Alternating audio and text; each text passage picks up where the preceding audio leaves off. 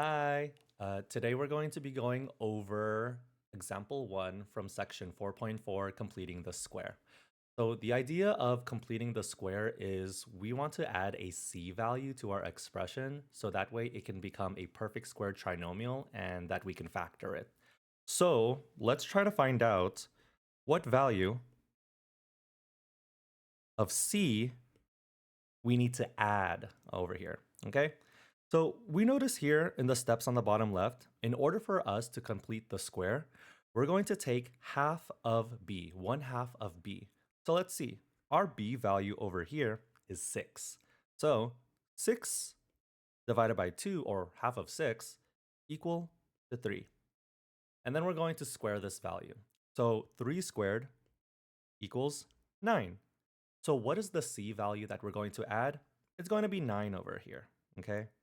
So if we were to complete the square, it would now look something like this. X squared plus 6x plus 9.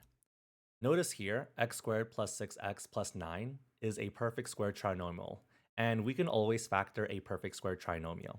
This, if we were to factor it, is going to be x plus 3 times x plus 3, or x plus 3 squared. Notice here, we get the 3 because of this value right over here. So that's kind of like the trick here. And then if we were to multiply this out, x plus 3 times x plus 3, we're going to go back to our original equation, which is x squared plus 3x plus 3x plus 9. And if we combine like terms, we will get x squared plus 6x plus 9. So that's how we complete the square, okay?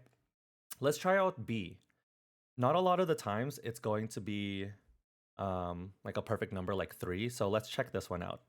So again, our step here is to take half of the value of b. So if we start off with 9, 9 divided by 2 is 4.5, but let's just leave it as a fraction for now, okay? So 9 halves, and then we're going to square this value, okay? So 9 halves squared, I'm actually gonna erase this.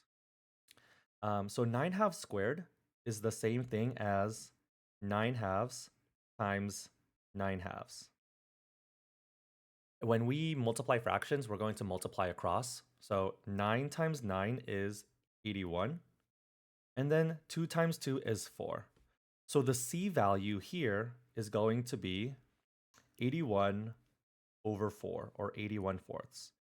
If you can, if it's possible, you want to simplify the fraction. In this case, we cannot simplify 81 over 4. So we're just going to leave it as 81 over 4. So by completing the square, we have x squared minus 9x plus 81 over 4.